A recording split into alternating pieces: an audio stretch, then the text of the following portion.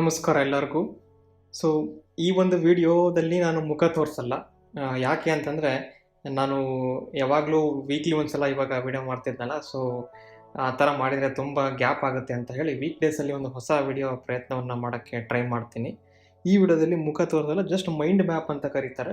Branches ಎಲ್ಲ ಮಾಡಿ mind ಮ್ಯಾಪಲ್ಲಿ ನಾನು ಎಕ್ಸ್ಪ್ಲೇನ್ ಮಾಡೋಕ್ಕೆ ಟ್ರೈ ಮಾಡ್ತೀನಿ ಈ ಒಂದು ವಿಡಿಯೋದಲ್ಲಿ. ಆಮೇಲೆ ಈ ಒಂದು ಪ್ರಯತ್ನ ಯಾವ ಥರ ನಿಮಗೆ ಇಷ್ಟ ಆಗುತ್ತೆ ಅಂತ ನನಗೆ ಕಮೆಂಟ್ ಸೆಕ್ಷನಲ್ಲಿ ತಿಳಿಸಿ. ಈ ಒಂದು ಪ್ರಯತ್ನ ಏನಾದರೂ ಇಷ್ಟ ಆದರೆ ಅಥವಾ ಇನ್ನು ಬೇರೆ ಥರ ಚೇಂಜ್ ಮಾಡಬೇಕಾ ಅಂತ. ಇದು ಎಕ್ಸ್ಪ್ಲೇನ್ ಮಾಡೋಕ್ಕೆ ಈಸಿ ಅಂತ ನನಗೆ ಅನ್ನಿಸ್ತು. ಆದ್ದರಿಂದ ನಾನು ಸ್ಕ್ರೀನ್ ರೆಕಾರ್ಡ್ ಮಾಡಿಬಿಟ್ಟು ಮೈಂಡ್ ಮ್ಯಾಪಲ್ಲಿ ಎಕ್ಸ್ಪ್ಲೇನ್ ಮಾಡ್ತಾಯಿದ್ದೆ. ಈ ಒಂದು ಟಾಪಿಕ್ಕಲ್ಲಿ ನಾನು ಯಾವುದ್ರ ಬಗ್ಗೆ ಮಾತಾಡ್ತಿದ್ದೀನಿ ಅಂತಂದರೆ, ನೆವಿಲ್ ಅವರ ಔಟ್ ಆಫ್ ದಿಸ್ ವರ್ಲ್ಡ್ ಅಂತ ಒಂದು ಬುಕ್ ಇದೆ. ಸೊ ಆ ಬುಕ್ಕಲ್ಲಿ ಇರ್ತಕ್ಕಂಥ ಕಂಟೆಂಟ್ಸ್ ನಾನು ಒಂಥರ ಆಡಿಯೋ ಬುಕ್ ಅಂತ ನೀವು ಅನ್ಕೋಬೋದು. ಸೊ ಆಡಿಯೋ ಬುಕ್ಕನ್ನ ನಾನು ಕನ್ನಡದಲ್ಲಿ ಆದಷ್ಟು ಟ್ರಾನ್ಸ್ಲೇಟ್ ಮಾಡಿ, ಎಷ್ಟು ಟ್ರಾನ್ಸ್ಲೇಟ್ ಆಗುತ್ತೋ ಅಷ್ಟು ಮಾಡಿ ಈಸಿ ಲ್ಯಾಂಗ್ವೇಜಲ್ಲಿ ಅರ್ಥ ಆಗೋ ಥರ ಮಾಡಿದೆ. ಸೊ ಈ ಒಂದು ಟಾಪಿಕ್ನ ವಿಷಯ ಏನಪ್ಪ ಅಂತಂದರೆ, ಭವಿಷ್ಯವನ್ನು ಹೇಗೆ ಕ್ರಿಯೇಟ್ ಮಾಡೋದು, ಇಮ್ಯಾಜಿನೇಷನ್ ಯಾಕೆ ಅಷ್ಟು ಪವರ್ಫುಲ್ ಇದೆ ಅಂತ ಹೇಳ್ತಾ ಹೋಗ್ತಾರಲ್ಲ. ಸೊ ಅದರ ಮುನ್ನುಡಿ ಏನು, ಅದರ ಒಂದು ಸಿದ್ಧಾಂತ ಏನು ಅಂಥೇಳಿ ಮಾತಾಡೋಕ್ಕೆ ಟ್ರೈ ಮಾಡ್ತೀನಿ. ಆಮೇಲೆ ಈ ವಿಡಿಯೋಗಳು ತುಂಬ ಲೆಂತಿಯಾಗಿರೋದಿಲ್ಲ. ನಾನು ನಾರ್ಮಲ್ ಮಾಡ್ತೀನಲ್ಲ 30 ಮಿನಿಟ್ಸು ಆ ಥರ ಇರೋದಿಲ್ಲ. ಚಿಕ್ಕದಾಗಿ ಸ್ಪ್ಲಿಟ್ ಮಾಡ್ತೀನಿ, ಯಾಕಂದರೆ ಇದು ವೀಕ್ ಡೇಸಲ್ಲಿ ಅಪ್ಲೋಡ್ ಮಾಡೋದು. ವೀಕ್ ಎಂಡಲ್ಲಿ ಮಾತ್ರ ನಾನು ಮುಖ ತೋರಿಸಿ ಆ ಥರ ಒಂದು ವಿಡಿಯೋನ ಮಾಡ್ತೀನಿ. ಸೊ ಮುನ್ನುಡಿ ನೋಡೋಣ. ನನ್ನ ಕರ್ಸರ್ ಕಾಣ್ತಿದೆಯಲ್ಲ ಮ್ಯಾಕ್ದು, ಈ ಕರ್ಸರ್ನ ಫಾಲೋ ಮಾಡ್ತಾ ಇರಿ ನೀವು. ಯಾಕಂದರೆ ಇಲ್ಲಿ ನೋಡೋಕ್ಕೇನೂ ಇಲ್ಲ ಸ್ಕ್ರೀನ್ ಬಿಟ್ಟರೆ. ಕೆಲವೊಂದು ಪದಗಳಿದ್ದಾವೆ, ಬೇಕಿದೆ ನೋಡ್ಬೋದು, ಇಲ್ಲ ಅಂತಂದರೆ ಆಡಿಯೋ ಬುಕ್ ಥರ ನೀವು ಕೇಳ್ಬೋದು. ಸೊ ಮಾತಾಡಿದ್ದು ಸಾಕು. ಸೊ ಮುನ್ನುಡಿ ಅನ್ನೋದನ್ನು ಪ್ರೀಫೇಸ್ ಬಗ್ಗೆ ಮಾತಾಡೋಣ. ಏನನ್ನ ಹೇಳ್ತಾರೆ ನೆವಿಲ್ ಅಂತ. ಸೊ ಈ ಒಂದು ವಿಡಿಯೋದ ಮುನ್ನುಡಿ ಈ ಥರ ಇರುತ್ತೆ. ಇಲ್ಲೊಂದು ಬ್ಲೂ ಬಾಕ್ಸ್ ಕಾಣ್ತಿಲ್ಲ, ಇದು ಆಂಗ್ಲ ಭಾಷೆಯಲ್ಲಿದೆ. ಇದನ್ನು ನಾನು ಕನ್ನಡದಲ್ಲಿ ಟ್ರಾನ್ಸ್ಲೇಟ್ ಮಾಡಿ ಹೇಳ್ತೀನಿ. Many persons my self included have observed events before they occurred. So ಇದನ್ನು ಫುಲ್ ಓದಕ್ಕೆ ಹೋಗೋದಿಲ್ಲ, ನೀವು ಓದ್ಬೋದು ಆ್ಯಕ್ಚುಲಿ. ಸೊ ಇದರಲ್ಲಿ ಏನು ಹೇಳಿದ್ದಾರೆ ಅಂತಂದರೆ, ಈ ಒಂದು ಪ್ಯಾರಾಗ್ರಾಫಲ್ಲಿ ಏನನ್ನು ಬೇಸಿಕಲಿ ಹೇಳೋಕ್ಕೆ ಟ್ರೈ ಮಾಡಿದ್ದಾರೆ ಅಂತಂದರೆ, ಈಗ ನೋಡಿ ಈ ಸೆಂಟೆನ್ಸ್ ಏನು ಹೇಳುತ್ತೆ, ಲೈಕ್ ತುಂಬ ಜನ ನನ್ನನ್ನು ಸೇರಿದಂತೆ ಏನನ್ನು ಅಬ್ಸರ್ವ್ ಮಾಡಿದ್ದಾರೆ, ಏನನ್ನು ಗಮನಿಸಿದ್ದಾರೆ ಅಂತಂದರೆ, ಘಟನೆಗಳು ನಡೀತಾವಲ್ಲ ಲೈಫಲ್ಲಿ, ಅದನ್ನು ನಡೆಯೋಕ್ಕಿಂತ ಮುಂಚೆನೇ ಅವರು ಅಬ್ಸರ್ವ್ ಮಾಡಿದ್ದಾರೆ ಅಂತ. ಏನಿದರ ಅರ್ಥ? ಘಟನೆಗಳು ನಡೆಯೋಕ್ಕಿಂತ ಮುಂಚೆ ಅಬ್ಸರ್ವ್ ಮಾಡಿದ್ದಾರೆ ಅನ್ನೋ ಅರ್ಥ ಅಂತಂದರೆ, ಕಣ್ಣಿಂದ ನೋಡಿಲ್ಲ, ಮನಸ್ಸಲ್ಲಿ ಅದರ ಒಂದು ಚಿತ್ರಣವನ್ನು ನೋಡಿದ್ದಾರೆ ಅಂತ. ಅಂದರೆ ಹೇಳ್ತಾರೆ ನೋಡಿ, before they occurred in this world as three dimensions ಅಂತ. ಅಂದರೆ ಈ ಜಗತ್ತಿನಲ್ಲಿರುವ 3D ಘಟನೆಗಳು ಅಂತ ಆಗಕ್ಕಿಂತ ಮುಂಚೆನೇ ಅದನ್ನು ನೋಡಿದ್ದಾರೆ. ಆಮೇಲೆ ಮತ್ತೆ ಈ ನೆಕ್ಸ್ಟ್ ಸೆಂಟೆನ್ಸಲ್ಲಿ ಈ ಥರ ಹೇಳ್ತಾ ಹೋಗ್ತಾರೆ, ಮ್ಯಾನು ಈ ಥರ ಈವೆಂಟ್ಗಳನ್ನು ನಡೆಯೋಕ್ಕಿಂತ ಮುಂಚೆನೇ ನೋಡ್ತಾರಲ್ವ, ಈ ಥರ ನೋಡಿರ್ತಾನಲ್ವ. ಇಲ್ಲಿ ಹೇಳಿದ್ದಾರೆ ನೋಡಿ, ಮ್ಯಾನು ಅವನು ಘಟನೆಗಳು ನಡೆಯೋಕ್ಕಿಂತ ಮುಂಚೆ ಆ ಥರ ನೋಡ್ತಾರಂದರೆ ಅದು ಈ ಜಗತ್ತಿಗೆ ಸೇರಿದ್ದಲ್ಲ, ಯಾವುದೋ ಬೇರೆ ಜಗತ್ತಿಂದ ಬಂದಿರತಕ್ಕಂಥದ್ದು. It must be out of this world ಅಂತ. ಅಂದರೆ ಈಗ ಒಂದು ನಡಿಬೇಕು 3Dಯಲ್ಲಿ ಅಂತಂದರೆ ಒಂದು ಪ್ಲ್ಯಾನ್ ಬೇಕು ಅಂತ ಹೇಳ್ತಾರೆ. ಆ ಪ್ಲ್ಯಾನ್ ಇದ್ದರೆ, ಈಗ ಮನೆ ಕಟ್ಟಬೇಕು ಅಂತ ಇರುತ್ತೆ, ಮನೆ ಕಟ್ಟೋದು 3D ಜಗತ್ತಿನಲ್ಲಿ. ಅಂದರೆ ಮೊದಲು ಪ್ಲ್ಯಾನ್ ಮಾಡ್ತಾರೆ. ಆ ಪ್ಲ್ಯಾನ್ ಅನ್ನೋದು ಎಲ್ಲಿಂದ ಬಂತು? ಅವನ ಇಂಜಿನಿಯರ್ ತಲೆ ಒಳಗಿಂದ ಬಂತು, ಅಂದರೆ ಅವನ ಇಮ್ಯಾಜಿನೇಷನಿಂದ ಬಂತು ಅಂತ. ಸೊ ಅದಕ್ಕೆ ಅವ್ರು ಹೇಳೋದು, ಲಾಜಿಕಲ್ಲಾಗಿ ಯೋಚನೆ ಮಾಡಿದರೆ ಎಲ್ಲವೂ ಇಡೀ ಜಗತ್ತಿನಲ್ಲಿ ಅಥವಾ ಇಡೀ ಪ್ರಪಂಚನೇ 3D ಜಗತ್ತು ಅಂತ ನಾವು ಕನ್ಸಿಡರ್ ಮಾಡ್ತೀವಿ. ಇಡೀ ಬ್ರಹ್ಮಾಂಡ, ಆ್ಯಕ್ಚುಲಿ ಬ್ರಹ್ಮಾಂಡವೇ 3D ಜಗತ್ತು ಅಂದಾಗ, ಈ ಹೈಲೈಟ್ ಮಾಡಿರೋ ಸೆಂಟೆನ್ಸ್ ನೋಡಿ, then to be perfectly logical they must have been out of this world ಅಂತ. ಅಂದರೆ ಯಾವುದೋ ಬೇರೆ ಜಗತ್ತಿಂದ ಇಲ್ಲಿ ಇಳಿದಿದ್ದಾವೇನೋ ಅನ್ನೋ ಥರ ಭಾಸ ಆಗುತ್ತೆ. ಆಮೇಲೆ ನೆಕ್ಸ್ಟ್ ಸೆಂಟೆನ್ಸ್ಗಳಲ್ಲಿ ಅವ್ರು ಹೇಳ್ತಾ ಹೋಗ್ತಾರೆ ಈ ಸೆಂಟೆನ್ಸ್ಗಳಲ್ಲಿ. ಸೊ ಈ ಥರ ಅವು ಔಟ್ ಆಫ್ ದಿಸ್ ವರ್ಲ್ಡ್ ಬಂದಿರೋದ್ರಿಂದ 3D ಪಾಯಿಂಟ್ ಆಫ್ ವ್ಯೂವಲ್ಲಿ, ಅಂದರೆ ಇವಾಗಿನ ಪಾಯಿಂಟ್ ಆಫ್ ವ್ಯೂವಲ್ಲಿ ಮುಂದೆ ಭವಿಷ್ಯದ ಬಗ್ಗೆ ಯೋಚನೆ ಮಾಡಿದಾಗ, ಭವಿಷ್ಯ ಆಲ್ರೆಡಿ ಪ್ರೀಡಿಟರ್ಮೈನ್ ಆಗಿದೆಯೇನೋ, ಅಂದರೆ ಮುಂಚೆನೇ ಅದು ನಿರ್ಧಾರ ಆಗ್ಬಿಟ್ಟಿದೆಯೇನೋ ಅನ್ನೋ ಥರ ಭಾಸ ಆಗುತ್ತೆ ಮ್ಯಾನಿಗೆ ಅಂತ ಇದರಲ್ಲೂ ಪ್ರಸ್ತಾಪ ಮಾಡ್ತಾರೆ. ನೆಕ್ಸ್ಟ್ ಮತ್ತೆ ಅವರು ಹೇಳ್ತಾ ಹೋಗ್ತಾರೆ ಯಾಕೆ ಈ ಒಂದು ಬುಕ್ಕನ್ನು ಬರೆದಿದ್ದಾರೆ ಅಂತ. ಇಲ್ಲಿರುವ ಕನ್ನಡ ಸ್ವಲ್ಪ ಟ್ರಾನ್ಸ್ಲೇಷನನ್ನು ಸ್ವಲ್ಪ ನೀವು ಎಕ್ಸ್ಕ್ಯೂಸ್ ಮಾಡಬೇಕು, ಯಾಕಂತಂದರೆ ಇದು ಲಿಟ್ರಲ್ ಟ್ರಾನ್ಸ್ಲೇಷನ್, ಗೂಗಲ್ ಟ್ರಾನ್ಸ್ಲೇಟರಲ್ಲಿ ಅಷ್ಟೊಂದು ಚೆನ್ನಾಗಿ ಟ್ರಾನ್ಸ್ಲೇಟ್ ಮಾಡಿಲ್ಲ. ಆದರೆ ಅದು ಏನು ಅಂತ ನಿಮಗೆ ಅರ್ಥ ಆಗುತ್ತೆ. ಅವ್ರು ಹೇಳ್ತಾ ಹೋಗ್ತಾರೆ, ನನ್ನ ಉದ್ದೇಶ ಏನಿದೆ, ಈ ಒಂದು ಬುಕ್ ಯಾಕೆ ಬರ್ತಿದ್ದೀನಿ ನಾನು, ಈ ಒಂದು ಉದ್ದೇಶ, ಈ ಒಂದು ಔಟ್ ಆಫ್ ದಿಸ್ ವರ್ಲ್ಡ್ ಅಂತ ಯಾಕೆ ಬರೀತೀನಿ ಅಂತ ಅಂದಾಗ, ಮನುಷ್ಯನಲ್ಲಿ ಅಂತರ್ಗತವಾಗಿರುವ ಸಾಧ್ಯತೆಗಳನ್ನು ಸೂಚಿಸೋಕ್ಕೆ. ಅಂದರೆ ನಮಗೆ ಇನ್ಸ್ಟಿಂಕ್ಟ್ಸ್ ಅಂತರ್ಗತವಾಗಿ ಕೆಲವೊಂದು ಗುಣಗಳು ಬಂದಿರ್ತವೆ. ಅದರಲ್ಲಿ ಪವರು, ಆಮೇಲೆ ಫಿಯರ್ಲೆಸ್ ಆಗಿರ್ತಕ್ಕಂಥದ್ದು, ಇವೆಲ್ಲ ನಮಗೆ ಹೌದು. ಆದರೆ ಯಾವುದೋ ಎನ್ವೈರ್ಮೆಂಟಿಂದ ನಮಗೆ ಅವೆಲ್ಲ ಹೋಗಿರುತ್ತೆ. ಆಮೇಲೆ ಮನುಷ್ಯ ಈ ಒಂದು ಅಂತರ್ಗತವಾಗಿರೋ ಸಾಧ್ಯತೆಗಳಿಂದ ಭವಿಷ್ಯನ ಬದಲಾಯಿಸಬಹುದು ಅಂತ ತೋರಿಸಬಹುದು, ಅದಕ್ಕೋಸ್ಕರ ಈ ಥರ ಒಂದು ಬುಕ್ಕನ್ನು ಬರೆದಿದ್ದೀನಿ ಅಂತ ಹೇಳ್ತಾರೆ. ಆಮೇಲೆ ಯಾವುದು ಮನುಷ್ಯನ ಭವಿಷ್ಯನ ರೂಪಿಸೋಕ್ಕೆ, ಅಂದರೆ ನಮ್ಮ ಫ್ಯೂಚರ್ ಘಟನೆಗಳು ನಡೀತಾವಲ್ಲ, ಯಾವುದು ಗಮನಾರ್ಹ ಲಕ್ಷಣ ಇಂಪಾರ್ಟೆಂಟ್ ಯಾವುದು ಅಂತಂದರೆ ನಮ್ಯತೆ, ಅಂದರೆ ಫ್ಲೆಕ್ಸಿಬಿಲಿಟಿ. ಇವಾಗ ನಾಳೆ ಹಿಂಗೆ ಕಷ್ಟಪಟ್ಟಿದ್ದೀನಿ, ಇವತ್ತು ಸುಖವಾಗಿದ್ದು ಬಿಡ್ತೀನಿ, ಹಿಂಗೆ ಪರ್ಮನೆಂಟ್ ಇರ್ತೀನ? ಇಲ್ಲ. ಮತ್ತೆ ನಾಡಿದ್ದೇನೋ ಘಟನೆ ಆಗುತ್ತೆ, ಹಂಗೆ ಘಟನೆ ಆದ ತಕ್ಷಣ ಮತ್ತೆ ಕೊರಗ್ಬಿಡ್ತೀನ? ಇಲ್ಲ. ಅವಾಗಲೂ ಮತ್ತೆ ಏನೋ ಫ್ಲೆಕ್ಸಿಬಿಲಿಟಿ ಮಾಡಿ ಅವಾಗಲೂ ಏನೋ ಒಂದು ಸೊಲ್ಯೂಷನ್ನ ಕಂಡುಹಿಡಿತೀನಿ. ಸೊ ಈ ಒಂದು ನಮ್ಯತೆ ಅನ್ನುವ ಒಂದು ಸ್ವಭಾವ ಮನುಷ್ಯನಲ್ಲಿರ್ತಕ್ಕಂಥ ಭವಿಷ್ಯನೂ ರೂಪಿಸ್ತಕ್ಕ ಗಮನಾರ್ಹ ಲಕ್ಷಣ ಅಂತ ಅವರು ಹೇಳ್ತಾರೆ. ಮತ್ತು ಇದು ಅವನ ವರ್ತನೆಗಳಿಂದ ನಿರ್ಧರಿಸಲ್ಪಡುತ್ತೆ. ಅಂದರೆ ನಿನ್ನ ಆ್ಯಟಿಟ್ಯೂಡ್ ಏನಿದೆ, ನೀನು ಭವಿಷ್ಯವನ್ನು ಬರೀ ಆ್ಯಕ್ಷನಿಂದ ಚೇಂಜ್ ಮಾಡಿಬಿಡ್ತೀನಿ ಅಂತಲ್ಲ, ನಾನು ಹಿಂಗೆ ಕಷ್ಟಪಟ್ಬಿಡ್ತೀನಿ ನಾಳೆ ಸಿಕ್ಬಿಡುತ್ತೆ, ನೋ ಹಂಗಲ್ಲ. ಕಷ್ಟಪಟ್ಟರು ಕೂಡ ನಿನಗೆ ಏನೋ ಒಂದು ಮಿಸ್ ಆಗಿರುತ್ತೆ. ಆ್ಯಕ್ಚುಲಿ ಎಲ್ಲ ಇದ್ದರೂ ಕೂಡ ಏನೋ ಒಂದು ಮಿಸ್ ಅಂದರೆ ಅದೇನೋ ಆ್ಯಟಿಟ್ಯೂಡು. ನಿನಗೆ ಎಲ್ಲ ಇದ್ರೂ ಕೂಡ ಅನುಭವಿಸೋ ಆ್ಯಟಿಟ್ಯೂಡೇ ಇಲ್ಲ ಅಂತಂದರೆ ಏನು ಮಾಡ್ತೀಯ ಎಲ್ಲ ತಗೊಂಡು? ಸೊ ಆ ಥರ ಅದಕ್ಕೆ ಅವರು ಹೇಳ್ತಾ ಹೋಗ್ತಾರೆ, ಮನುಷ್ಯನ ಪರಿಕಲ್ಪನೆ ಅಂದರೆ ಅವನ ಏನು ಆ್ಯಟಿಟ್ಯೂಡು, ಮನೋಭಾವ ಎಲ್ಲದಿಂದ ಅವನು ಹೇಗೆ ವರ್ತಿಸ್ತಾನೆ, ಅವನು ಯಾವ ಆ್ಯಕ್ಷನ್ ತೊಗೊತಾನೆ, ಮತ್ತು ಫ್ಯೂಚರ್ನ ಹೇಗೆ ಕ್ರಿಯೇಟ್ ಮಾಡ್ತಾನೆ ಅಂತ ಹೇಳಿ ಅವರು ಹೇಳ್ತಾ ಹೋಗ್ತಾರೆ. ಸೊ ನೆಕ್ಸ್ಟು ಈ ಬುಕ್ಕಿನ ಮುನ್ನುಡಿ ಇದು ಆದಮೇಲೆ ಒಂದು ಪ್ರಶ್ನೆ ಉದ್ಭವಿಸ್ತದೆ ನಮ್ಮೊಳಗಡೆ. ಏನದು ಉದ್ಭವಿಸೋ ಪ್ರಶ್ನೆ ಅಂತಂದರೆ, ನಾವು ನಮ್ಮ ಭವಿಷ್ಯವನ್ನು ರೂಪಿಸಲು ಸಮರ್ಥವಾಗಿದ್ದೀವಾ? ನಮ್ಮ ಕೈಲಿ ಆಗುತ್ತಾ ನಿಜವಾಗ್ಲೂ ಫ್ಯೂಚರ್ನ ಇಮ್ಯಾಜಿನೇಷನಿಂದ ಯೂಸ್ ಮಾಡಿ ಡಿಟರ್ಮಿನ್ ಮಾಡೋಕ್ಕಾಗುತ್ತಾ ಅಂತ? ಈ ಪ್ರಶ್ನೆಗೆ ಏನು ಬರುತ್ತೆ ನೋಡೋಣ. ಓಕೆ, ತಾರ್ಕಿಕವಾಗಿ ಸಾಧಿಸಬೇಕಾದ ಕಲ್ಪಿತ ಸಿದ್ಧಾಂತ ಒಂದು ಬಂತಿಲ್ಲಿ ಹಸಿರು ಬಾಕ್ಸಲ್ಲಿ. ಏನಿದು? ಹೈಪೋಥಿಸಿಸ್. ಈ ಒಂದು ಕ್ವಶನ್ಗೆ ಡೈರೆಕ್ಟಾಗಿ ಆನ್ಸರ್ ಮಾಡಲ್ಲ ನಾವು ಈ ಒಂದು ವಿಡಿಯೋದಲ್ಲಿ. ಹೈಪೋಥಿಸಿಸ್ನ ಫಸ್ಟ್ ಸಾಧನೆ ಮಾಡೋಣ. ಏನಿದು ಹೈಪೋಥಿಸಿಸ್ ಸಾಧನೆ ಮಾಡೋದು ಅಂತಂದರೆ, ಈ ಪ್ರಶ್ನೆಯನ್ನು ಆನ್ಸರ್ ಮಾಡೋಕ್ಕಿಂತ ಮುಂಚೆ ಪ್ರಶ್ನೆ ನಿಜವಾಗ್ಲೂ ಪ್ರಶ್ನೆಯೇ ಅಥವಾ ಪ್ರಶ್ನೆಯ ಸ್ವರೂಪ ಏನು ಅಂತ ಹೇಳಿ ಅರ್ಥ ಮಾಡ್ಕೋಬೇಕು. ಸೊ ಅದಕ್ಕೋಸ್ಕರ ಇದು ಹೈಪೋಥಿಸಿಸ್, ತಾರ್ಕಿಕವಾಗಿ ಸಾಧಿಸಬೇಕಾದ ಕಲ್ಪಿತ ಸಿದ್ಧಾಂತ. ಏನಿದು ನೋಡೋಣ. ಓಕೆ, 1ನೇ ಸಿದ್ಧಾಂತದ ಪ್ರಕಾರ ಎಲ್ಲ ಬದಲಾವಣೆಗಳು ಪ್ರಜ್ಞೆಯಲ್ಲಿ ನಡೆಯುತ್ತವೆ. ಭವಿಷ್ಯ ಮುಂಚಿತವಾಗಿ ಸಿದ್ಧವಾಗಿದ್ದರೂ ಹಲವಾರು ಫಲಿತಾಂಶಗಳನ್ನು ಅದು ಹೊಂದಿರುತ್ತದೆ. ಏನಿದು ಪ್ರಜ್ಞೆಯಲ್ಲಿ ನಡೆಯುತ್ತೆ ಅಂದರೆ ಎಟರ್ನಲ್ ಕಾನ್ಷಿಯಸ್ನೆಸ್ಸು. ಏನೇ ಚೇಂಜ್ ಆದರೂ ಕೂಡ ಆ ಕಾನ್ಷಿಯಸ್ನೆಸ್ಸಲ್ಲಿ ಆಗಬೇಕು. ಹೊರಗಡೆ ಒಂದು ದೊಡ್ಡ ಬಾಂಬ್ ಹಾಕಿ ಇಡೀ ಒಂದು ಊರೇ ಸುಟ್ಟೋಯ್ತು ಅಂತ ಅಂದ್ಕೊಳ್ಳಿ. ಆದರೆ ಅದು ಗೊತ್ತಾಗಬೇಕು ಅಂತಂದರೆ ನಾವಿರಬೇಕು, ನಮ್ಮ ಒಳಗಡೆ ನಡಿಬೇಕು. ನಾವು ಅದು ಆಗೇ ಇಲ್ಲ ಅಂತೇಳಿ ನಿನಗೆ ಅನಿಸ್ತಾ ಇದ್ದರೆ, ಅಂದರೆ ಏನೋ ಒಂದು ಘಟನೆ ಆಗಿರಲಿ, ಬಾಂಬ್ ಹಾಕೋದಲ್ಲ, ಯಾವುದೇ ಒಂದು ಘಟನೆ ಹೊರಗೆ ನಡೆದಿದೆ ಅಂದ ತಕ್ಷಣ ನೀನು ಅದನ್ನು ನಂಬಿಡ್ತೀಯ ಅಂತಲ್ಲ. ಅದು ನಿನಗೆ ನಿನ್ನ ಕಾನ್ಷಿಯಸ್ನೆಸ್ ಏನು ಹೇಳ್ತಾ ಇದೆ ನಿನಗೋಸ್ಕರ, ನಿನ್ನ ಬದಲಾವಣೆ ಹೆಂಗೆ ಆಗ್ತಿಲ್ಲ, ನಿನ್ನ ಕಾನ್ಷಿಯಸ್ನೆಸ್ ನಿನಗೆ ಏನು ಹೇಳ್ತಾ ಇದೆ ಅದು ನೀನು ಹೆಂಗೆ ನಂಬ್ತೀಯೋ ಹಾಗೆ. ಸೊ ಆದ್ದರಿಂದ ಈ ಸೆಂಟೆನ್ಸ್ ಏನು ಹೇಳುತ್ತೆ, ಈ ಒಂದು ಫಸ್ಟ್ ಸೆಂಟೆನ್ಸ್ ನೋಡ್ತಿದ್ದೀರಲ್ಲ, ಹೈಲೈಟ್ ಮಾಡ್ತೀನಿ ನೋಡಿ. ಎಲ್ಲ ಬದಲಾವಣೆಗಳು ಪ್ರಜ್ಞೆಯಲ್ಲಿ ನಡೆಯುತ್ತವೆ ಅನ್ನೋ ಒಂದು ಅರ್ಥ ಏನು ಅಂತಂದರೆ, ಪ್ರಜ್ಞಾವಸ್ಥೆ ಅಂದರೆ ಕಾನ್ಷಿಯಸ್ನೆಸ್ಸಲ್ಲಿ ನಾವು ಏನನ್ನು ನಂಬ್ತೀವಿ, ನಮ್ಮ ಕಾನ್ಷಿಯಸ್ನೆಸ್ ಏನನ್ನು ಚೇಂಜ್ ಆಗಿದೆ ಅಂತ ಅಂದ್ಕೊಳ್ಳುತ್ತೆ, ಅದು ಮಾತ್ರ ಚೇಂಜ್ ಆಗಿರುತ್ತೆ. ಫಾರ್ ಎಕ್ಸಾಂಪಲ್, ಒಬ್ಬರು ವ್ಯಕ್ತಿ ಚೇಂಜ್ ಆಗಿಬಿಟ್ಟಿದ್ದಾರೆ ಹೊರಗಡೆಯಿಂದ ಅಂತ ನಾವು ನಂಬ್ತೀವಿ. ಆದರೆ ನಮ್ಮ ಮನಸ್ಸಿನೊಳಗಡೆ ಅವರ ಒಂದು ಯಾವುದೋ ಒಂದು ರಿಫ್ಲೆಕ್ಷನ್ ಇರುತ್ತೆ, ಅದು ಚೇಂಜ್ ಆಗಿರಲ್ಲ ಅಂತ ನಮ್ಮ ಮನಸ್ಸು ಅನಿಸ್ತಾ ಇರುತ್ತೆ, ಅಥವಾ ನಮ್ಮ ಒಂದು ಇಂಟ್ಯೂಷನ್ ಹೇಳ್ತಾ ಇರುತ್ತೆ, ಇಲ್ಲ ಅವ್ರು ಮತ್ತೆ ಬದಲಾಗ್ಬೋದು ಅಂತ. ಅದು ನಿಜ ಇರುತ್ತೆ ಯಾವಾಗಲೂ, 100% ನಿಜ. ಅದೇ ಇದು ಹೈಪೋಥಿಸಿಸ್ ಹೇಳೋದು. ಅದಕ್ಕೆ ಇದನ್ನು ಹೈಪೋಥಿಸಿಸ್ ಅಂತ ಕರಿತೀವಿ. ಇದನ್ನು ಪ್ರೂವ್ ಮಾಡಬೇಕಾಗಿದೆ, ಕಲ್ಪಿತ ಸಿದ್ಧಾಂತ ಇದು. ಎಲ್ಲ ಬದಲಾವಣೆಗಳು ಪ್ರಜ್ಞೆ ನಡೆಯುತ್ತವೆ. ಈ ಒಂದು ಸೆಂಟೆನ್ಸ್ ಆಯಿತು.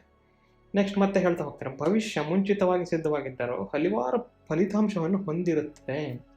ನಾವು ಅನ್ಕೊಂಡ್ಬಿಡ್ತೀವಿ ಇದು ಹಿಂಗೆ ಒಂದೇ ಟೈಮ್ ಲೈನ್ ಥರ ನಡೆದ್ಬಿಡುತ್ತೆ, ಇದು ಒಂದು ಡೆಸ್ಟಿನಿ ಫಿಕ್ಸ್ ಆಗ್ಬಿಟ್ಟಿದೆ. ಇಲ್ಲ, ಹಲವಾರು ಫಲಿತಾಂಶ. ನೀನು ನಿನ್ನೆ ಇದೆಯಲ್ಲ, ನಿನ್ನೆ ವಾಪಸ್ ಹೋದರೆ ನೀನು ಟೈಮ್ ಟ್ರಾವೆಲ್ ಮಾಡಿ ಇವತ್ತು ಹೆಂಗೆ ನಡಿಬೇಕು ಅನ್ನೋ ಒಂದು ಕೋಟ್ಯಂತರ ಅಲ್ಲ, ಅನಂತ ಪಾಸಿಬಲ್ ವೇಸಲ್ಲಿ ನೀನು ಇವತ್ತು ಕಳಿಬೋದಿತ್ತು. ಇವತ್ತು ಮಧ್ಯಾಹ್ನ ಹೇಗೆ ಬದುಕಿದ್ದೆ, ರಾತ್ರಿ ಹೇಗೆ ಬದುಕಿದ್ದೆ, ನಾಳೆ ಹೇಗೆ ಬದುಕ್ತೀಯ, ಎಲ್ಲ ಎಷ್ಟೊಂದು ಚಾಯ್ಸ್ ಮಾಡ್ಬೋದಿತ್ತು. ಆ ಚಾಯ್ಸ್ ಬಗ್ಗೆ ಮಾತಾಡ್ತಿರಲಿ. ಮುಂಚಿತವಾಗಿ ಸಿದ್ಧವಾಗಿದ್ದೆ ಅಂತ ಅನಿಸಿದ್ರು ಕೂಡ ಹಲವಾರು ಫಲಿತಾಂಶಗಳನ್ನು ಹೊಂದಿರುತ್ತದೆ. ನೆಕ್ಸ್ಟ್ ಏನು ಇದು ಹೈಪೋಥಿಸಿಸ್ ಹೇಳೋದು ಅಂತಂದರೆ, ಇದರಲ್ಲಿ ಇಂಪಾರ್ಟೆಂಟ್ ಏನು ನಮಗೆ ಅಂತಂದರೆ, ಹಲವಾರು ಭವಿಷ್ಯಗಳು ಪಾಸಿಬಿಲಿಟಿ, ಇನ್ಫೈನೈಟ್ ಮಲ್ಟಿವರ್ಸಸ್ ಅಂತ ಏನು ಕರಿತೀವಿ, ಇನ್ಫೈನೈಟ್ ಪಾಸಿಬಿಲಿಟಿಯಲ್ಲಿ ಯಾವುದನ್ನು ನಾವು ಆಯ್ಕೆ ಮಾಡ್ತೀವಿ ಅನ್ನೋದು ಈ ಒಂದು ಪ್ರಶ್ನೆಗೆ ಉತ್ತರ ಮಾಡಬೇಕಾಗಿರೋಕ್ಕಿಂತ ಮುಂಚೆ ನಾವು ಕ್ವಶನ್ ಮಾಡೋಂಥ ಒಂದು ವಿಷಯವಾಗಿದೆ, ಯಾವುದನ್ನು ನಾವು ಆಯ್ಕೆ ಮಾಡ್ತೀವಿ ಅಂತ. ಸೊ ಸೊಲ್ಯೂಷನ್ ಏನು ಹಾಗಾದರೆ? ಈ ಒಂದು ಪ್ರಶ್ನೆ ಇದೆ ಇಲ್ಲಿ ನಮ್ಮ ಎದುರಿಗೆ, ಒಂದು ದೊಡ್ಡ ಪ್ರಶ್ನೆ ಇದೆ. ಸಮರ್ಥವಾಗಿದ್ದೀವ ನಮ್ಮ ಭವಿಷ್ಯವನ್ನು ಯಾವ ಥರ ಬೇಕಾದರೂ, ಯಾರನ್ನ ಬೇಕಾದರೂ, ಹೆಂಗೆ ಬೇಕಾದ್ರೂ ಘಟನೆಯನ್ನು ಕ್ರಿಯೇಟ್ ಮಾಡ್ಬೋದು ಲೈಫಲ್ಲಿ ಅನ್ನೋದಕ್ಕೆ 2 ಸಿದ್ಧಾಂತ ನಾವು ಕಲ್ಪಿಸ್ಬೇಕು. ಒಂದನ್ನು ಅರಿಬೇಕು, ಏನು ಅಂತಂದರೆ ಕಾನ್ಷಿಯಸ್ನೆಸ್ಸೇ ಎಲ್ಲದಕ್ಕೂ ಕಾರಣ ಅಂತಂದರೆ ಹೊರಗಡೆ ಏನೂ ಇಲ್ಲ ಅಂತ ಇಂಡೈರೆಕ್ಟಾಗಿ ನಾನು ಹೇಳ್ತಿದ್ದೀನಿ ಈ ವಿಡಿಯೋ ಮೂಲಕ. 3D ಪ್ರಪಂಚದಲ್ಲಿ ಏನೂ ಇಲ್ಲ. ಸೊ ಎಲ್ಲ ನಡೆಯೋದು ಪ್ರಜ್ಞಾ.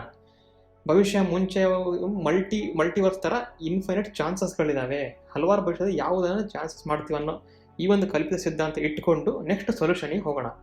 ಫೈನಲ್ ಆಗಿ ಕನ್ಕ್ಲೂಷನ್ ಮತ್ತು ಔಟ್ಲುಕ್ ಪಾರ್ಟಿಗೆ ಬರ್ತಾ ಇದ್ದೀನಿ. ಸೊಲ್ಯೂಷನ್ ಟ್ರಾನ್ಸ್ಪರೆಂಟ್ ಬಾಕ್ಸು, ಯಾಕಂತಂದರೆ ಎಲ್ಲ ಓಪನ್ ಆಗಿರ್ಬೇಕು ಸೊಲ್ಯೂಷನ್ಗಳು, ಯಾವುದು ಮುಚ್ಚಿಡ್ಬೋದು. ಅದಕ್ಕೆ ಟ್ರಾನ್ಸ್ಪರೆಂಟ್ ಬಾಕ್ಸ್, ಬೇರೆ ಎಲ್ಲ ಕಲರ್ ಕೊಟ್ಟಿದ್ದೀನಿ, ಇದೆಲ್ಲ ಟ್ರಾನ್ಸ್ಪರೆಂಟ್ ಆಗಿದೆ. ಸೊ ಇದೇ ಅದ್ರ ಮೀನಿಂಗು, ಯಾಕೆ ಕಲರ್ ಕೊಟ್ಟಿಲ್ಲ ಅಂತ ಕೇಳಬೇಡಿ. ಆಮೇಲೆ ಬದಲಾವಣೆ ಮೊದಲ ಹೆಜ್ಜೆ ಏನು ಅಂತ ಹೇಳಿ ಸೊಲ್ಯೂಷನಲ್ಲಿ ನೋಡ್ತಾ ಹೋಗೋಣ. ಅದೇನು ಅಂತಂದರೆ ಭವಿಷ್ಯದ ಬಯಕೆ.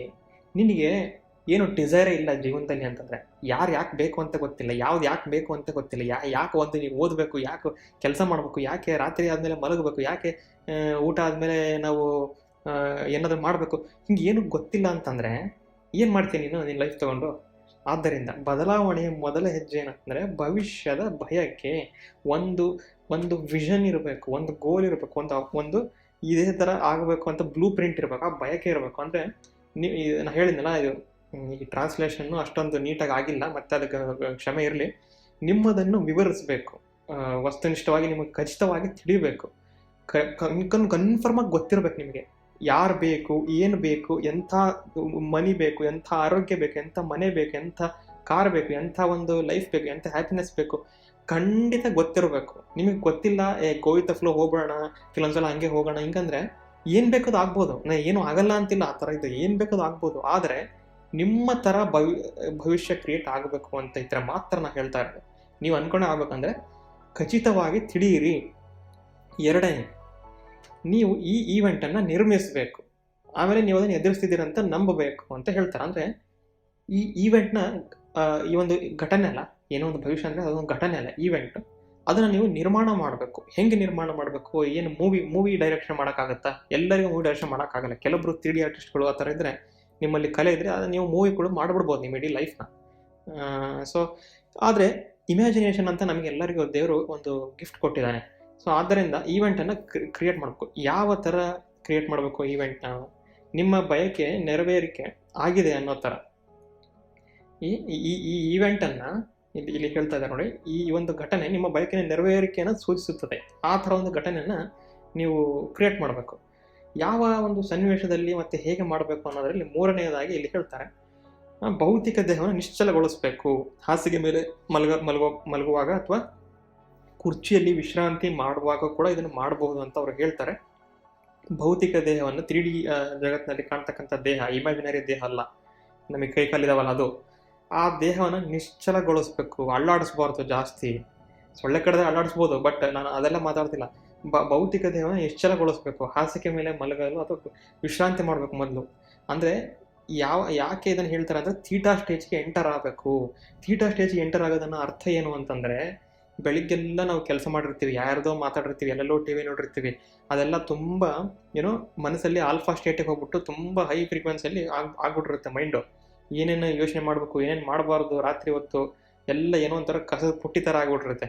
ಸೊ ಅದನ್ನು ಎಲ್ಲ ತೆಗೆದು ಇದು ಮಾಡೋಕ್ಕೆ ಒಂದು ಟ್ರಿಕ್ ಏನಪ್ಪ ಅಂತಂದರೆ, ಒಂದು 10 ಸಲ ಅಥವಾ 15 ಸಲ ದೀರ್ಘ ಉಸಿರಾಟ ಆಡಬೇಕು, ಎಲ್ಲಕ್ಕೆ ಬ್ರೀದ್ ಇನ್ ಬ್ರೀದ್ ಔಟ್ ಥರ.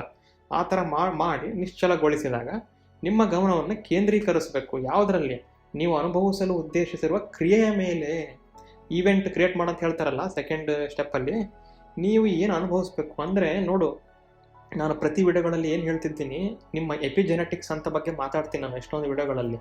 ಎಪಿಜೆನೆಟಿಕ್ಸ್ ಅಂದರೆ ನೀವು ಹಿಂಗೆ ಇರಬೇಕು ಅಂತ DNA ಬರೆದಿರುತ್ತಲ್ಲ, ಆದರೆ ನಾವು ಮಾಡುತ್ತಾ ಫೀಲಿಂಗು, ಈ ಅಭ್ಯಾಸವನ್ನು ಇಲ್ಲಿ ಹೇಳಿದ್ದೀನಲ್ಲ, ಈ ಸೊಲ್ಯೂಷನ್, ಈ ಅಭ್ಯಾಸನ ದಿನ ನೀವು ಮಾಡ್ತಾ ಬಂದರೆ ನಿಮ್ಮಲ್ಲಿ ಚೇಂಜಸ್ಗಳು ಕಾಣ್ತಾ ಹೋಗುತ್ತೆ ಲೈಫಲ್ಲಿ. ಯಾಕೆ ಚೇಂಜಸ್ಗಳು ಕಾಣ್ತಾವೆ ಅಂತಂದರೆ, ಮ್ಯಾಜಿಕ್ ಮಾಡಿಬಿಡ್ತಾರೆ ಅಂತಲ್ಲ, ನಿಮ್ಮೊಳಗಡೆ ನ್ಯೂರೋಜೆನೆಸಿಸ್ ಆಗುತ್ತೆ. ಅಂದರೆ ಹೊಸ ಫಂಕ್ಷನ್ಗಳು, ಹೊಸ ಜಗತ್ತು, ಹೊಸ ಕನಸುಗಳು, ಹೊಸ ವ್ಯಕ್ತಿ, ಹೊಸ ಫೀಲಿಂಗಿನ, ಹೊಸ ಬಯಕೆ, ಹೊಸ ಗೋಲಿನ ಆ ಒಂದು ಅಭೂತಪೂರ್ವವಾದ ಲೋಕದ ಇಮ್ಯಾಜಿನೇಷನ್ ಮಾಡ್ತಿರಲ್ಲ ನೀವು, ಆವಾಗ ನಿಮ್ಮೊಳಗಡೆ ಆ ಉಂಟಾಗ್ತಕ್ಕಂಥ ಎಲಿವೇಟೆಡ್ ಎಮೋಷನ್ಸ್ಗಳು, ಆ ಫೀಲಿಂಗ್ಸ್ಗಳು ಹೊಸ ನ್ಯೂರಲ್ ಕನೆಕ್ಷನ್ಗಳನ್ನು ಕ್ರಿಯೇಟ್ ಮಾಡಬೇಕು. ಯಾಕಂದರೆ ಆ ನ್ಯೂರಾನ್ಗಳಿಗೆ ಕನ್ಫ್ಯೂಷನ್ ಆಗ್ಬಿಡುತ್ತೆ. ಈ ನನ್ನ ಮಗ ಇಷ್ಟು ಹೊತ್ತು ಇಷ್ಟು ದಿನ ಏನೋ ದಡ್ಡ ನನ್ನ ಮಗ ಇದ್ದಂಗಿದ್ದ, ಏನೋ ಲೈಫಲ್ಲಿ ಮುಂದೆ ಬರಲಿಲ್ಲ, ಇವಾಗ ಇದ್ದಕ್ಕಿದ್ದಂಗೆ ಏನೋ ಒಂದು ಮೋಟಿವೇಶನ್ ಸಿಕ್ಬಿಟ್ಟು ಯಾರೊಬ್ಬ ಹುಡುಗ ಯೂಟ್ಯೂಬ್ ವೀಡಿಯೋ ಮಾಡ್ತಾನೆ ಅಂತ ಅವ್ರನ್ನೆಲ್ಲ ವೀಡಿಯೋ ನೋಡ್ಬಿಟ್ಟು ಇಮ್ಯಾಜಿನೇಷನ್ ಮಾಡ್ತಾ ಇದ್ದಾನೆ. ಈಗ ಏನು ಮಾಡೋದಪ್ಪ ಅಂತ ಒಳಗಡೆ ಅವು ಕನ್ಫ್ಯೂಸ್ ಆಗ್ಬಿಡ್ತಾವೆ ನ್ಯೂರಾನ್ಸು. ಕನ್ಫ್ಯೂಸ್ ಆಗ್ಬಿಟ್ಟು ಏನು ಮಾಡ್ತವೆ, ಹೋಗ್ಲಿ ಬಿಡು ಇವನೇನೋ ಪಾಪ ಉದ್ಧಾರ ಆಗ್ಬೇಕಂತ ಮಾಡಿದ್ದಾನೆ, ನಾವು ಸಹಾಯ ಮಾಡೋಣ ಅಂತ. ಅಂದರೆ ಇದೊಂದು ರೂಪಕ, ಯಾಕೆ ಹೇಳ್ತಿದ್ದೀನಿ ಅಂತ ನಿಮ್ಗೆ ಅರ್ಥ ಆಗ್ಬೋದು. ಸೊ ಈ ಥರ ನಿಮ್ಮ ನ್ಯೂರಲ್ ಚೇಂಜಸ್ಗಳು ಆಗ್ತಾ ಬರ್ತವೆ. ನ್ಯೂರಲ್ ಚೇಂಜಸ್ ಅಂದ್ರೆ ಎಲ್ಲಾಗುತ್ತೆ, ಮತ್ತೆ ಅದು ಮೈಂಡಲ್ಲಿ. ಮೈಂಡ್ ಈಸ್ ಇಂಡೈರೆಕ್ಟ್ಲಿ ಲೈಕ್ ಮೈಂಡೇ ಕಾನ್ಷಿಯಸ್ನೆಸ್ ಅಂತ ನಾನು ಹೇಳ್ತಾ ಇಲ್ಲ, ಬ್ರೈನೇ ಕಾನ್ಷಿಯಸ್ನೆಸ್ ಅಂತ ಅನ್ಕೊಂಡಿರ್ತಾರೆ ಕೆಲವೊಬ್ರು. ಅದಲ್ಲ, ಅದು ಜಸ್ಟ್ ಕೆಮಿಕಲ್ ರಿಯಾಕ್ಷನ್ ಮತ್ತು ಇಂಪಲ್ಸು. ನಮಗೆ ನಿಜವಾಗ್ಲೂ ಚಿಂತನೆಗಳು ಎಲ್ಲಿಂದ ಬರ್ತವೆ ಅಂತೇಳಿ ಇವತ್ತಿಗೂ ಮೈಂಡ್ ಮತ್ತು ಮ್ಯಾಟರ್ ಎಲ್ಲಿ ಕೊಲಿಷನ್ ಆಗುತ್ತೆ ಅಂತೇಳಿ ಸರಿಯಾಗಿ ಪ್ರೂವ್ ಮಾಡೋಕ್ಕಾಗಲ್ಲ. ಯಾವುದೋ ಒಂದು ಸಿದ್ಧಾಂತದಲ್ಲಿ ನೋಡ್ಬೋದು. ಆಮೇಲೆ ನೀವು ನಿಜವಾಗ್ಲೂ ನಿರ್ವಹಿಸುತ್ತಿರುವಾಗ, ಆ ಥರ ಪರ್ಫಾರ್ಮ್ ಮಾಡುವಾಗ ಆ್ಯಕ್ಟ್ನ ಪ್ರಸ್ತಾವಿತ ಕ್ರಿಯೆಯಲ್ಲಿ ಎಲ್ಲವನ್ನು ಕಲ್ಪಿಸಿಕೊಳ್ಳಬೇಕು, ಅದನ್ನು ಫೀಲ್ ಮಾಡಬೇಕು. ಅದಕ್ಕೆ ಫೀಲಿಂಗ್ ಇಸ್ ದ ಸೀಕ್ರೆಟ್ ಅಂತ ಹೇಳೋದು. ಸೊ ಈ ಥರ 3 ಸ್ಟೆಪ್ಗಳನ್ನು ಮಾಡೋದ್ರಿಂದ ಯಾಕೆ ಬದಲಾವಣೆ ಕಾಣುತ್ತೆ ನಿಮ್ಮ ಜೀವನದಲ್ಲಿ. ಈಗ ಮತ್ತೆ ಎಲ್ಲಿಗೆ ಹೋಗ್ತೀನಿ ನಾನು, ಹೈಪೋಥಿಸಿಸ್ ನಂಬರ್ 1ಗೆ. ಬದಲಾವಣೆಗಳು ನಡೆಯೋದಲ್ಲಿ ಪ್ರಜ್ಞಾವಸ್ಥೆಯಲ್ಲಿ. ಆದ್ದರಿಂದ ಜಾಣ ಅದನ್ನು ಏನು ಮಾಡ್ತಾನೆ, ತನ್ನ ಪ್ರಜ್ಞಾವಸ್ಥೆಯನ್ನು ಚೇಂಜ್ ಮಾಡ್ತಾನೆ. ದಡ್ಡ ನನ್ನ ಮಗ ಕವರ್ಡ್ ಆದವನು ಏನು ಮಾಡ್ತಾನೆ, ನಾ ಫೈಟ್ ಮಾಡ್ತೀನಿ, 3D ಜಗತ್ತಿನಲ್ಲಿ ಅವ್ರಿಗೆ ಚೇಂಜ್ ಮಾಡ್ತೀನಿ, ಇಡೀ ಜಗತ್ತನ್ನು ಗೆದ್ದುಬಿಡ್ತೀನಿ ಅಂತ ಹೇಳಿ ಹೊರಗಿನ ಜಗತ್ತನ್ನು ಅವನು ಕಾನ್ಕ್ವರ್ ಮಾಡೋಕೆ ನೋಡ್ತಾನೆ. ಕೊನೆಗೆ ಅವನು ಯಾರು ಅಂತಲೇ ಅರ್ಥ ಆಗೋದಿಲ್ಲ. ಕೊನೆಗೆ ಅವನು ಏನಾಗ್ತಾನೆ, ಯಾರೂ ನೆನ್ಪಿಟ್ಕೊಳ್ಳಾರ್ದಂಗೆ ಎಲ್ಲೋ ಮೂಲೆಯಲ್ಲಿ ಸ್ಮಶಾನದಲ್ಲಿ ಹೋಗ್ಬಿಡ್ತಾನೆ. ಸೊ ಆದ್ದರಿಂದ ಈ ಒಂದು ಮೈಂಡ್ ಮ್ಯಾಪ್ ಏನನ್ನು ಹೇಳುತ್ತೆ ಅಂತಂದರೆ, ಮುನ್ನುಡಿಯಲ್ಲಿ ಯಾಕೆ ಭವಿಷ್ಯವನ್ನು ನಾವು ಕ್ರಿಯೇಟ್ ಮಾಡ್ತಕ್ಕಂಥ ಕೆಪಾಸಿಟಿ ಇದೆ ಅಂತೇಳಿ ಎಕ್ಸ್ಪ್ಲೇನ್ ಮಾಡಿದ್ರು ನವಿಲ್ ಅವರು. ಆಮೇಲೆ ಅಲ್ಲಿ ಉದ್ಭವ ಆಗ್ತಕ್ಕಂಥ ಕ್ವಶನ್ ಬಗ್ಗೆ ನಾನು ಮಾತಾಡಿದೆ. ಆ ಕ್ವಶನನ್ನು ಅರ್ಥ ಮಾಡ್ಕೊಳ್ಳೋಕ್ಕಿಂತ ಮುಂಚೆ, ಆ ಕ್ವಶನನ್ನು ಡೈರೆಕ್ಟಾಗಿ ಆನ್ಸರ್ ಮಾಡೋಕ್ಕಿಂತ ಮುಂಚೆ ಯಾವ ಥರ ಕಲ್ಪಿತ ಸಿದ್ಧಾಂತವನ್ನು ಸಾಧಿಸಬೇಕು ಅಂತ ಹೇಳಿದೆ. ಆ ಕಲ್ಪಿತ ಸಿದ್ಧಾಂತಗಳಲ್ಲಿ 2 ಹೈಪೋಥೆಸಿಸ್ ಬರ್ತವೆ. ಈ 2 ಹೈಪೋಥೆಸಿಸನ್ನು ಇಟ್ಕೊಂಡು ನೆಕ್ಸ್ಟ್ ಮುಂದೆ ನಾವು ಟ್ರಾನ್ಸ್ಪರೆಂಟ್ ಆಗಿರ್ತಕ್ಕಂಥ ಸೊಲ್ಯೂಷನ್, ಅಂದರೆ ನಿಮ್ಮ ಲೈಫಲ್ಲಿ ಯಾವುದೇ ಒಂದು ಅಡೆತಡೆ ಇಲ್ಲದೆ ಇರ್ತಕ್ಕಂಥ ಲೈಫು ನಿರ್ಮಾಣ ಆಗಬೇಕು ಅಂತಂದರೆ ಇವರು ಹೇಳಿದಂಥ ಈ ಒಂದು ಸೊಲ್ಯೂಷನನ್ನು ನೀವು ಫಾಲೋ ಮಾಡಬೇಕು ಅಂತ ಹೇಳಿ ನಾನು ಈ ಒಂದು ವಿಡಿಯೋ ಮೂಲಕ ಹೇಳ್ತಾ ಇದ್ದೀನಿ. ಮತ್ತು ಇದು ನನ್ನ ಮೊದಲನೆಯ ಒಂದು ಪ್ರಯತ್ನ, ಮೈಂಡ್ ಮ್ಯಾಪನ್ನು ಮಾಡಿ ಎಕ್ಸ್ಪ್ಲೇನ್ ಮಾಡ್ತಕ್ಕಂಥದ್ದು. ಇದನ್ನು ಯಾಕೆ ಮಾಡ್ತಿದ್ದೀನಿ ಅಂತಂದರೆ, ನಾನು ವೀಕ್ಲಿ ಒಂದ್ಸಲ ವಿಡಿಯೋ ಮಾಡ್ತಿದ್ನಲ್ಲ, ತುಂಬ ಲೇಟ್ ಆಗುತ್ತೆ, ವೀಕ್ಲಿ ಕಾಯಬೇಕಾಗುತ್ತೆ ಎಲ್ಲರೂ. ಆಮೇಲೆ ಇತ್ತೀಚೆಗೆ ತುಂಬ ನನಗೆ ನೀವು ಸಪೋರ್ಟ್ ಮಾಡ್ತಾ ಇದ್ದೀರಿ, ಮತ್ತು ತುಂಬ ವಿಷಯಗಳ ಬಗ್ಗೆ ಕೇಳ್ತಾ ಇದ್ದೀರಿ. ನಾನು ನಿಮಗೆ ಡೈರೆಕ್ಟಾಗಿ ಲೈಕ್ ಓನಾಗಿ ಕನೆಕ್ಷನ್ ಇಲ್ಲ ಅಂತ ನನಗೆ ಕೆಲಸ ಅನಿಸ್ಬಿಡುತ್ತೆ. ಎಲ್ಲೋ ಏನಪ್ಪ ವಾರಕ್ಕೊಂದ್ಸಲ ಬರ್ತೀನಿ, ಆಮೇಲೆ ಮುಖನೇ ತೋರಿಸಿ ಹೋಗ್ಬಿಡ್ತೀನಿ ಅಂತ. ಇನ್ಮೇಲೆ ಜಾಸ್ತಿ ಲೈವ್ ಬರೋದು ಅಥವಾ ನಿಮ್ಮ ಹತ್ರ ಡೈರೆಕ್ಟಾಗಿ ಲೈಕ್ ಹತ್ತಿರದಿಂದ ಮಾತಾಡಿಸೋದು ಮಾಡಬೇಕು ಅಂತಂದರೆ ರೆಗ್ಯುಲರ್ಲಿ ನಾನು ಈ ಥರ ವಿಡಿಯೋಗಳನ್ನು ಮಾಡಬೇಕಾಗುತ್ತೆ. ಸೊ ಇದು ಎಷ್ಟರ ಮಟ್ಟಿಗೆ ನಿಮಗೆ ಇಷ್ಟ ಆಯಿತು ಅಥವಾ ಇಷ್ಟ ಆಗಿಲ್ಲ ಅಂತಂದ್ರೂ ಕೂಡ ಚೆನ್ನಾಗಿಲ್ಲ ಅಂತಲೇ ನೀವು ಡೈರೆಕ್ಟಾಗಿ ಟೈಪ್ ಮಾಡ್ಬೋದು. ನಾನು ಏನು ತಲೆ ಕೆಡಿಸ್ಕೊಳ್ಳೋದಿಲ್ಲ. ಏನನ್ನ ಚೇಂಜ್ ಮಾಡ್ಬೋದು ಅದನ್ನು ನಾನು ಚೇಂಜ್ ಮಾಡ್ತೀನಿ. ಸೊ ಈ ಥರ ನಮ್ಮ ಕನ್ನಡ ಭಾಷೆಯಲ್ಲಿ, ನಮ್ಮ ಒಂದು ಮದರ್ ಟಂಗಲ್ಲಿ ಎಲ್ಲರಿಗೂ ಅರ್ಥ ಆಗೋ ಥರ ನನ್ನ ಒಂದು ಪ್ರಯತ್ನ. ನಿಮಗೇನು ಅನಿಸುತ್ತೆ ಇದ್ರ ಬಗ್ಗೆ ನನಗೆ ದಯವಿಟ್ಟು ತಿಳಿಸಿ. ಮತ್ತು ನಿಮಗೆ ಇದೇ ತರಹದ ಮನಸ್ಸಿನ ವಿಷಯಗಳು ಮತ್ತು ಬ್ರಹ್ಮಾಂಡದ ವಿಷಯಗಳು, ವಿಜ್ಞಾನದ ವಿಷಯಗಳು ಇಷ್ಟ ಆದಲ್ಲಿ ದಯವಿಟ್ಟು ನನ್ನ ಚಾನಲ್ನ ಸಬ್ಸ್ಕ್ರೈಬ್ ಮಾಡಿ. ಧನ್ಯವಾದಗಳು.